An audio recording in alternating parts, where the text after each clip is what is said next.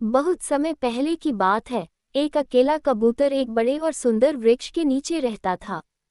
वह यहाँ बहुत खुश रहता था क्योंकि उसे यहाँ अपनी आवाज़ को गुंजारा करने का अवसर मिलता था। उसकी आवाज़ सुनकर लोग उसके पास आते और उसे खाना खिलाते थे। वह बहुत खुश था कि लोग उसे इतना प्यार देते हैं। एक दिन एक सुंदर मधुमक्खी वहाँ आए और कबूतर से मिलने आई। वह बहुत प्यारी लग रही थी और कबूतर ने उसे खाना खिलाने का प्रस्ताव किया। मधुमक्खी ने धन्यवाद कहा और उसके पास आकर खाना खाया। उसके बाद से वे दोनों अच्छे दोस्त बन गए। कबूतर और मधुमक्खी रोज एक साथ उड़ते और मिलकर अपनी मजेदार बातें करते थे।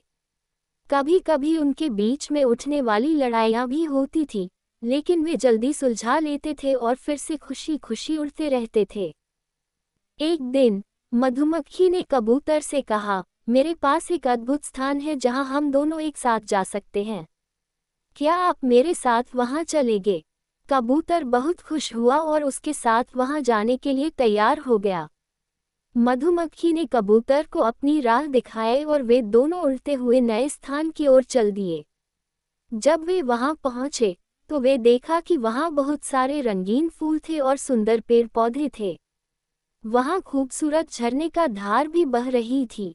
दोस्तों की मुस्कान में उन्होंने एक दूसरे के साथ खेलना शुरू कर दिया। वे दिन भर फूलों के बीच उड़ते और खेलते रहे। उन्होंने एक दूसरे को अपनी खुशियों और गमों की कहानियां सुनाई। धीरे धीरे वे एक दूसरे के लिए अच्छे दोस्त बन गए और उन्होंने एक दूसरे की मदद करना शुरू कर दिया। इस तरह कबूतर और मधुमक्खी ने अपनी दोस्ती को मजबूत और सच्चा बनाया। वे हमेशा खुश रहते थे और एक दूसरे की मदद करते रहते थे। उनकी ये दोस्ती देखकर आसमान में उड़ने वाले सभी पक्षियों ने उनकी सराहना की। इस कहानी से हमें ये सीख मिलती है कि अच्छी दोस्ती बहुत महत्वपूर्ण होती है। अपने दोस्तों के साथ समय बिताने से हमें आनंद और संतोष मिलता है और हम एक दूसरे का साथ हमेशा सहायता कर सकते हैं। इसलिए हमेशा अच्छे दोस्त बनाए रखने का प्रयास करें और उन्हें सम्मान और प्यार दें।